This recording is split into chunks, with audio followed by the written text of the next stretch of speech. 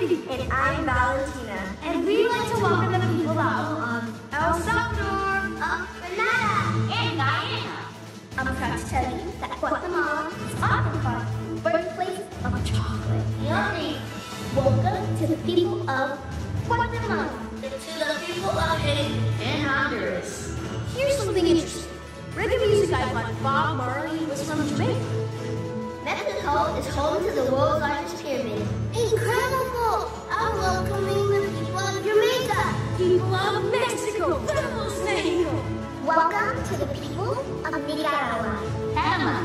Panama! Can you believe that Panama is the only country in the world where you can watch the sun rise on the Pacific coast and then set on the Atlantic coast? I love that you can swim in the Amazon with the big dolphins in Peru. And that St. Lucia was the first country to be named after a woman. Welcome, the people of Peru! St. Lucia. And St. Kitts and Nevis. Welcome. I'd like to welcome the people of St. Vincent and Grenadines. La gente de Suriname y Trinidad y Tobago. I've got one more amazing stat. There are over 8 million dogs in the United States. Aww, cute. Did you know that Uruguay was the first country in South America to ever host a football World Cup? Welcome the people of the United States, Uruguay, and Venezuela. Welcome. Welcome. Welcome. Welcome to the 2022 Summit of the Americas in Los Angeles.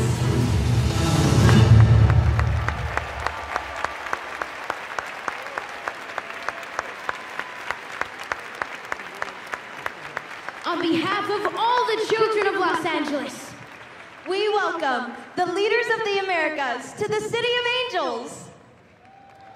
Well, thank you, and welcome. Thank you to our children, and thank you for reminding us, please take your seats, reminding us why we are gathered here today in the City of Angels for the 9th Summit of the Americas, to put our collective heads and our hearts to work in forging a vision and a plan for a world that we want to share, not just in our hemisphere, or our countries, or our cities, but for these angels, our children, estos ángeles, nuestros niños. I'm Mayor Eric Garcetti, and I'm so honored to say welcome, bienvenidos, bienvenue, bienvenido to my hometown, el pueblo de Nuestra Señora la Reina de los Ángeles de Porciúncula, or as we just call it, LA. A city of belonging built by dreamers and doers from every corner of the hemisphere. Una ciudad donde todos pertenecen, creada por gente con sueños y poblaciones de cada esquina de este hemisferio. A city of the future, where we meet challenges with creativity and with cooperation. Una ciudad del futuro, donde enfrentamos cualquier reto con creatividad y con cooperación. And although we all have lived through these past few years, some of the most difficult years we've ever lived with the toughest challenges any of us have ever faced, this is our time to come together. Esta es nuestra oportunidad de unirnos, to listen, to learn, to emerge stronger, smarter, and more unified than ever, leading with strength and, yes, with love. This is what we are called to do urgently for ourselves and for our neighbors, for our nations, and for our planet. It is now my great joy to introduce my dear friend and the leader of our Golden State, Governor Gavin Newsom. Thank you. Good evening, everybody. I love what Mayor Garcetti's talking about, dreamers and doers. I love to say that about not just LA, but California, a state of dreamers, doers, entrepreneurs, innovators, a state like our nation that prides itself on being on the leading and cutting edge of new ideas. You are in one of the most diverse cities, LA, in the most diverse region, in the most diverse state, California, in the world's most diverse democracy. And we're proud of that. We don't tolerate our diversity, we celebrate our diversity. That's our strength. We're a universal state. And so, yeah, I couldn't imagine a better place for all of you to be. Here's a word you don't hear a lot, particularly in America. That's pluralism. California practices pluralism. And I sit here very proud, Kiara reminding me, all these young kids.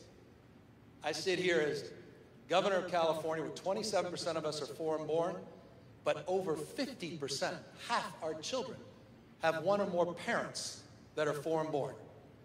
It just doesn't exist anywhere else but here in the state of California. That is a deep point of pride. And by the way, it is a point of pride for me to introduce to you someone who is the manifestation of the best of California values and the best of American values, our very own, the Vice President of the United States, Kamala Harris.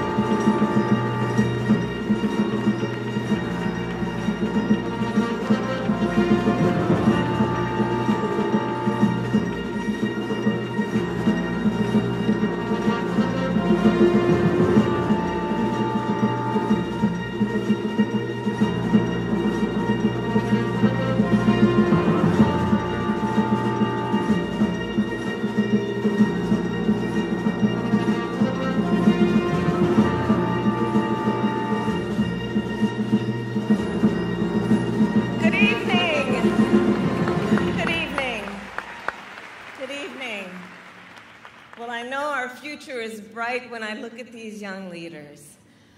Governor Gavin Newsom, thank you for that introduction. It is, of course, so good to be back in my home state of California.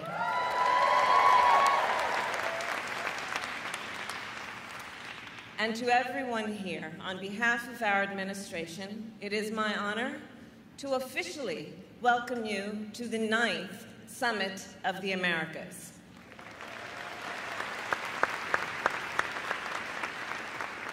And of course, we are here together with world leaders, local elected officials, including our host city mayor, Garcetti, business and civil society leaders, and of course, the President of the United States, Joe Biden.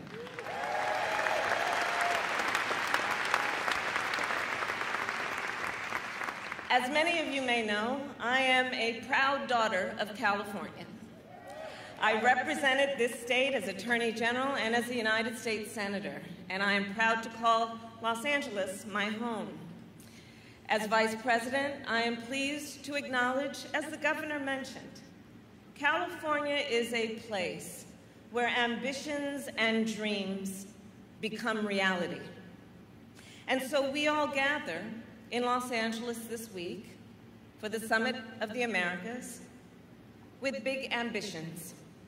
Ambitions that began 28 years ago in Miami at the first ever Summit of the Americas, when our nations together set the Western Hemisphere on a new path, a path to grow our economies and improve the lives of our people.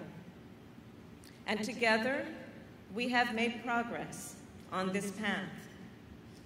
A path that I believe is critically important for so many of us, and I will speak important for the American people, because the Western Hemisphere directly affects the security and prosperity of the United States.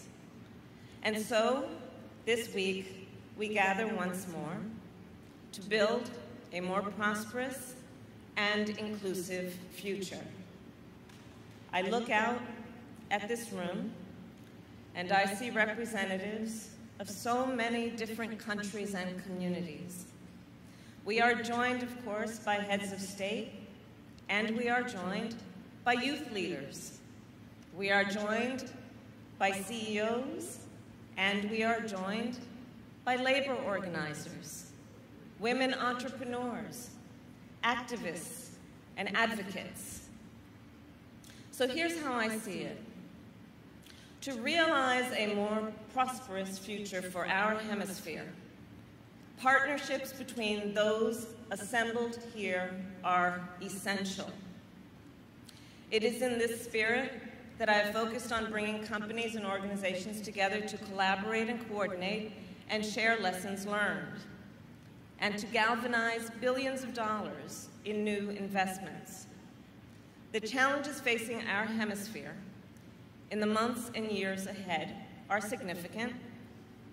The climate crisis, food insecurity, economic inequality, corruption, and gender-based violence.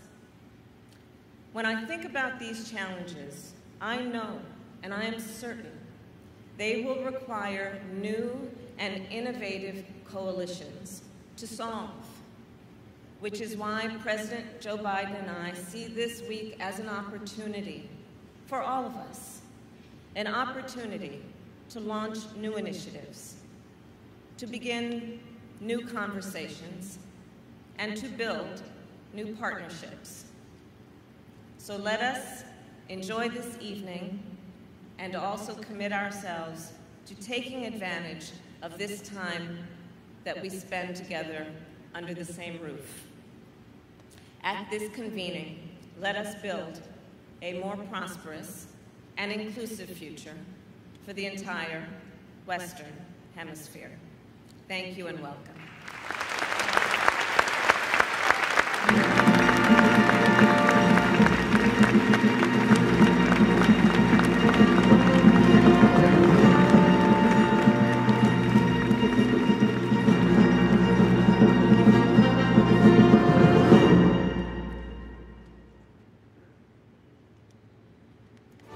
Los Angeles, the city of angels. Nearly 4 million people live here. Nearly 50 million people visit here every year. Men and women, people young and old. People of every race and ethnicity come together right here.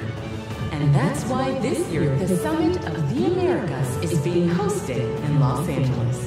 Because we know that diversity is our strength, and unity makes progress possible. At Los Angeles museums and concert halls, art and music challenge us to transcend boundaries.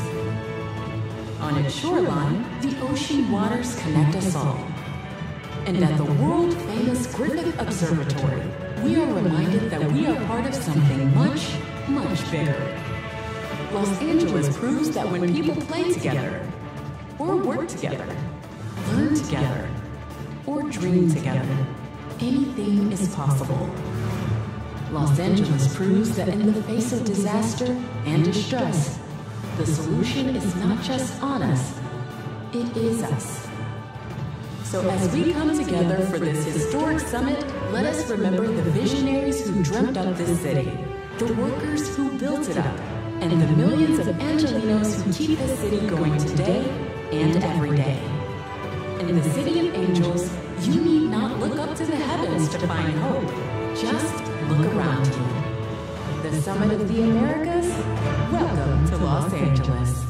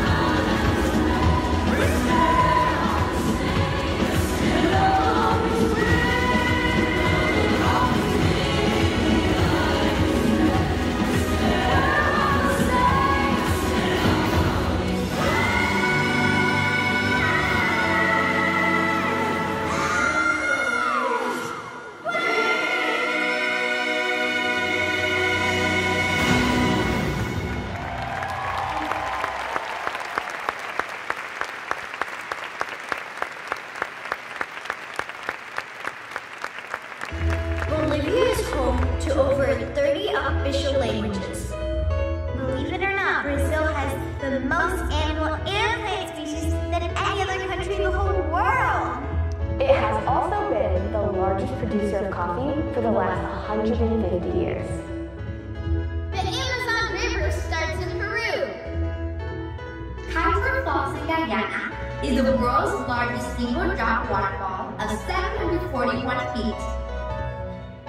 And Venezuela is home to Angel Falls, the world's highest waterfall, with a height of 979 meters and a plunge of 807 meters.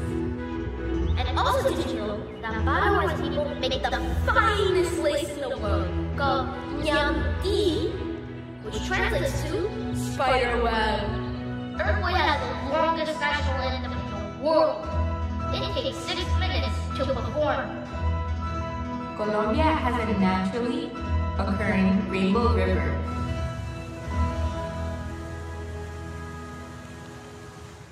Please welcome the President of the Republic of Peru, Pedro Castillo.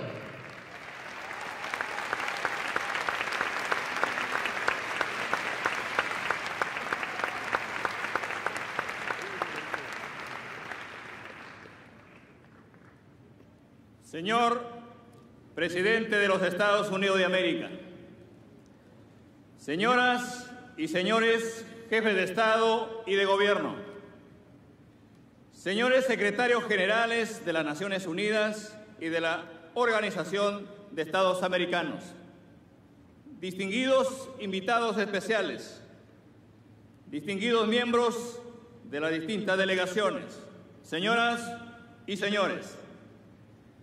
En el año 2018, el Perú tuvo el honor de acoger la 8ª y última edición de la Cumbre de las Américas y de recibir en Lima a las jefas y jefes de Estado y de Gobierno de los países hermanos del continente americano. Lo hicimos porque consideramos a esta plataforma como un valioso espacio de acción conjunta que debe ser permanentemente fortalecido e impulsado, pues desde la primera cumbre celebrada también en los Estados Unidos, en Miami, en 1994, nos invita no solo a dialogar sobre preocupaciones comunes y desarrollar una visión compartida para el desarrollo futuro de la región, sino que puede exhibir importantes logros. Me refiero a la constitución del diálogo empresarial de las Américas, facilitado por el Banco Interamericano de Desarrollo, la Carta Democrática Interamericana, mandato de la Cumbre de Quebec en el año 2001 y aprobada en Lima ese mismo año. Los impulsos para la concreción de la Convención Interamericana contra la Corrupción y la Convención Interamericana contra el Terrorismo, entre otros. Particularmente, deseo hacer una referencia especial al Compromiso de Lima, aprobado en la referida cumbre en el Perú, cuando identificamos como tema central a uno de los problemas más extendidos, persistentes y dañinos en el hemisferio y en el mundo, la corrupción.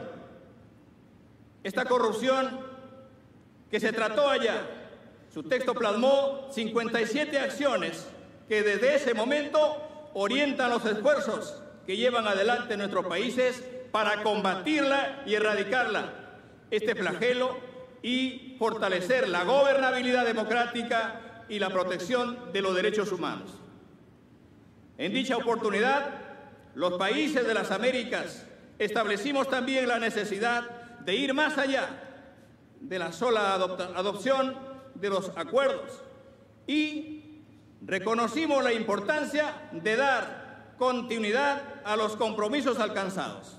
Para ello, habilitamos un mecanismo de seguimiento que permite tanto a los estados como a las organizaciones de la sociedad civil y en general a las ciudadanas y ciudadanos del continente constatar el cumplimiento de cada uno de los compromisos y conocer el grado de avance en la aplicación de las políticas públicas en contra de la corrupción. Esta plataforma hace parte del patrimonio común de las Américas y constituye, una vez más, una valiosa herramienta de gestión para pasar de las palabras a los hechos. Casi 4 años después de cumplidas esas jornadas, enfrentamos hoy renovados desafíos surgidos de la situación inédita y en extremo difícil provocada por la pandemia del COVID-19 y de la coyuntura internacional. Por ello, saludamos con gran satisfacción que muchas de estas preocupaciones se hayan visto reflejadas en los temas propuestos acertadamente por los Estados Unidos, en su calidad de país anfitrión, en el objetivo de construir sobre lo avanzado práctica saludable a ser continuada y de perfilar iniciativas que permitan aliviar la crisis multidimensional que venimos atravesando y que golpea de manera severa y dramática a los sectores más desfavorecidos de nuestra población. Quisiera finalizar manifestando mi complacencia y mi agradecimiento por la generosa hospitalidad del gobierno y del pueblo de los Estados Unidos, y especialmente a la magnífica ciudad de Los Ángeles que el día de hoy nos acoge, esperando de que el éxito de esta 9ª Cumbre de las Américas sea un logro significativo de nuestro continente, y el Perú contribuirá decididamente para alcanzar este objetivo. América para los americanos. Muchas gracias.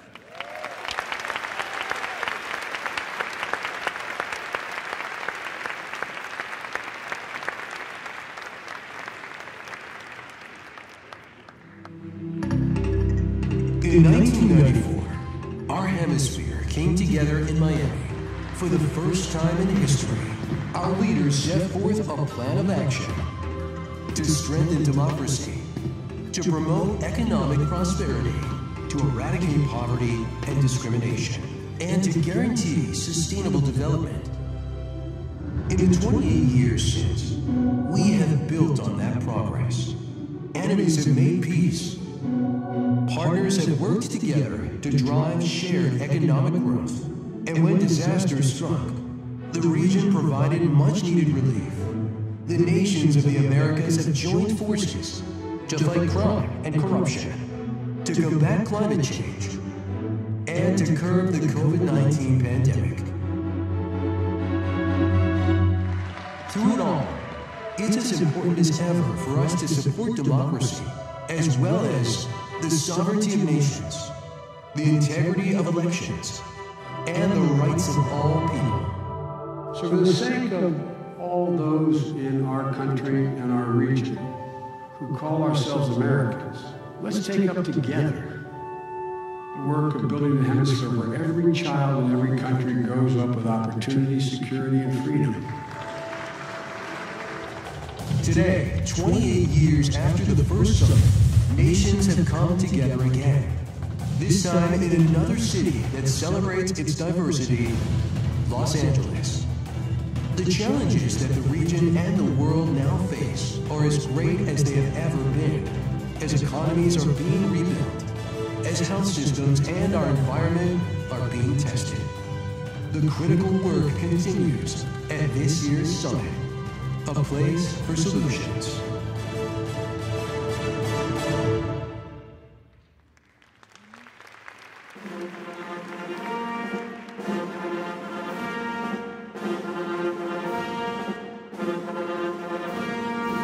Ladies and gentlemen, the President of the United States.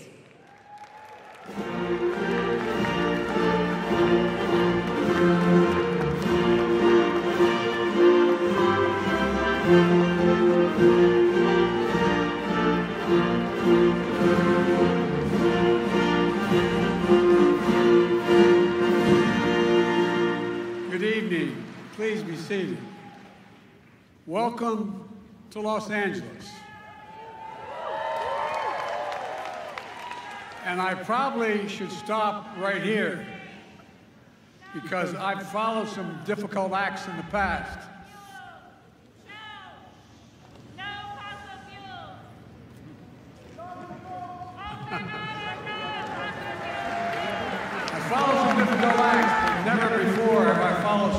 typical actors I've seen the last 45 minutes up here.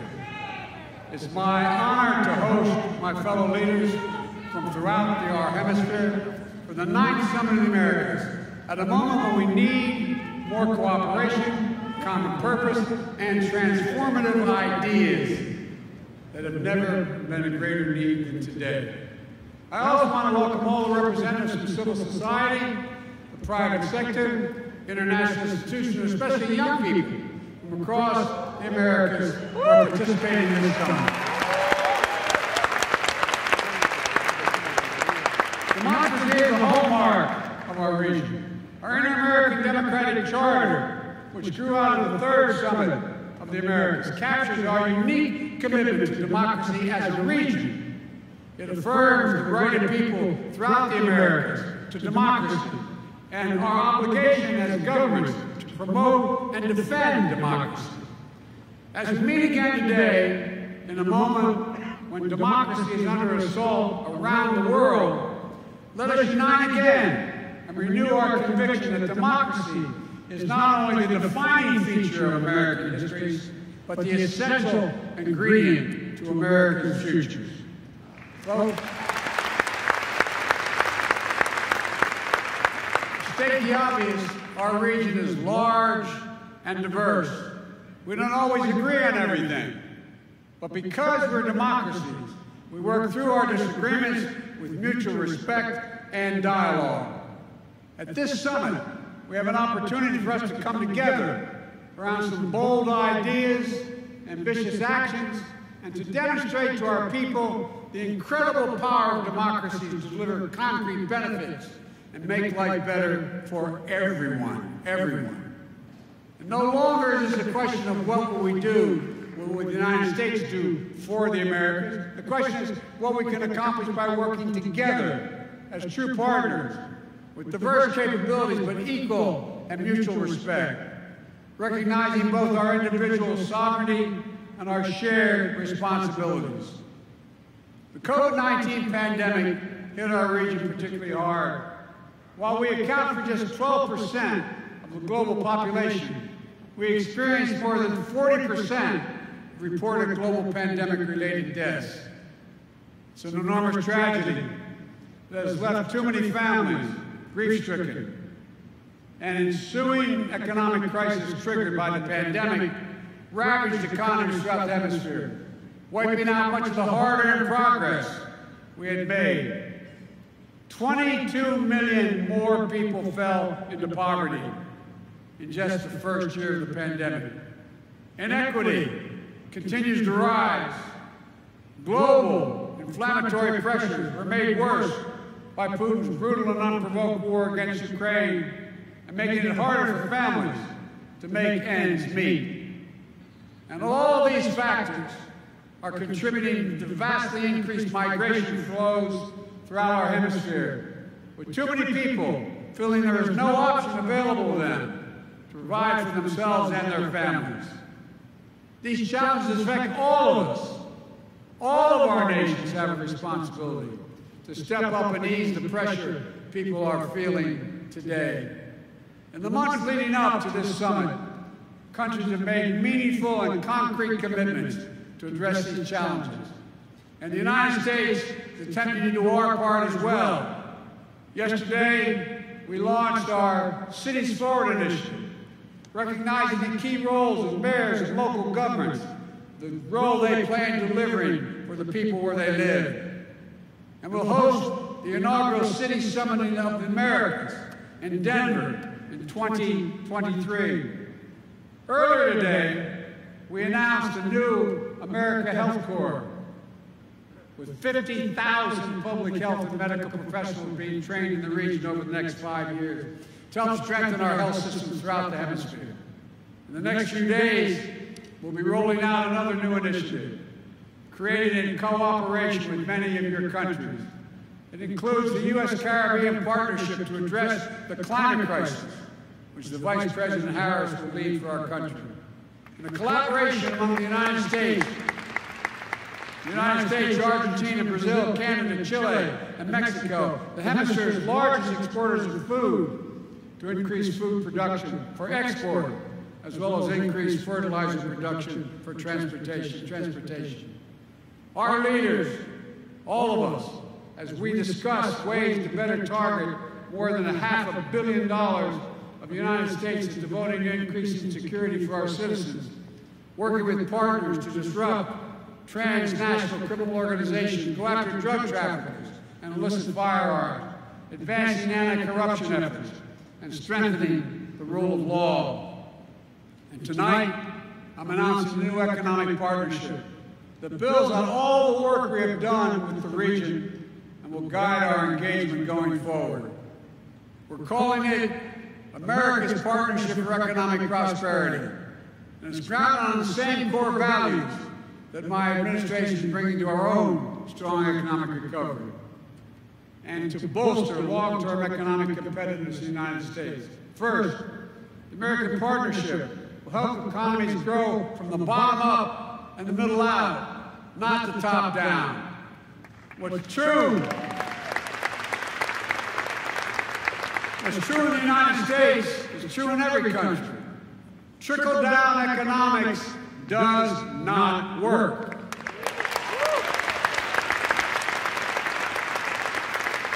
But when we invest in strengthening workers and the middle class, the poor have a ladder up, and those at the top do just fine. That's how we can increase opportunity and decrease persistent inequity. We need to break the cycle where marginalized communities are hit the hardest by disasters and have the fewest resources to recover from crises and prepare for the next one.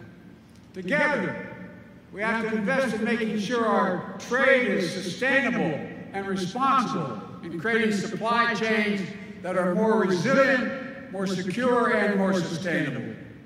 By working with close friends who share our values, we can make sure that we are not left vulnerable to unexpected shocks while generating economic opportunity for the people in our region. Second, the America's Partnership will foster innovation and help governments deliver for their own people. People everywhere expect their government to help give them just a little bit of breathing room, provide opportunities for work that pays a decent wage, educate children so they can rise as high as their talents can take them, make communities more secure so families feel safe in their homes and individuals know their rights will be respected. That means directing investment to help governments deliver on those responsibilities, including modernizing multilateral development banks to better address the challenges of today and in the future. For example, many countries in our region have prospered overall, making it harder for them to secure development lending, but they struggle with deep inequity. I'm proposing the fundamental reforms of the Inter-American Development Bank Group, and the United States is ready to put our new capital in the bank's private sector lending arm, the IDB investment, to help capitalize the critical flow of private capital in the region, especially to those startup digital connectivity, renewable energy, and health. Third, the American Partnership will tackle the climate crisis head-on with the same mentality we're bringing to the work in the United States. When I hear climate, I think jobs. Good-paying, high-quality jobs will help speed our transition to a green economy of the future and unleash sustainable growth. Jobs in developing and deploying clean energy. Jobs in decarbonizing the economy. Jobs in protecting biodiversity of our hemisphere. Jobs that provide dignity of being able to feed your family, give your children a better life, and envision a future of possibilities. That's what this is all about. Responding to basic human desires that we share for dignity, for safety, for security. And when those basics are absent in one place, that's when people make the desperate decision to seek them elsewhere. So on Friday, we'll also come together to launch the Los Angeles Declaration, a groundbreaking integrated new approach to manage migration and sharing responsibility across the hemisphere. The Declaration represents a mutual commitment to invest in regional solutions that enhance stability, increase opportunities for safe and orderly migration through the region, and crack down on criminal and human trafficking who prey on desperate people.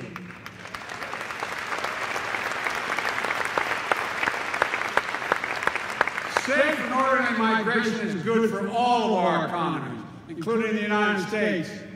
It can be a catalyst for sustainable growth. But all unlawful migration is not acceptable. We will enforce our borders, including through innovative and coordinated action with our regional partners. We've come a long way together since the United States hosted the first summit of the Americas 28 years ago. But the spirit of Miami, as it was known, the sense of hope and new possibilities that defined that first summit, remains key to facing the challenges of today and unlocking the incredible potential that exists in this hemisphere in the Americas. There is no reason why the Western Hemisphere shouldn't be secure, prosperous, and democratic, from Canada's northernmost reaches to the southern tips of Chile. We have all the tools we need right here in our own hemisphere. Our people are dynamic and innovative. Our nations are committed to working in partnership, and our region is forever knit together by the close bonds of family and enduring friendship. We see it here in Los Angeles, as you heard earlier, a city that has been shaped from its earliest days and strengthened over the decades by the rich and diverse contributions from people of all our nations. It's written in the murals, the markets, the thoroughfares that crisscross the city, bearing witness to the history, struggle, and indomitable spirit of the people of the Americas. This city is testament to the connections that bind us and our capacity to achieve great things together. So tonight, let's enjoy a wonderful celebration. Let us leave here renewed with purpose and a renewed partnership. And tomorrow, let's get to work building the future this region deserves. Thank you all, and again, welcome, welcome, welcome.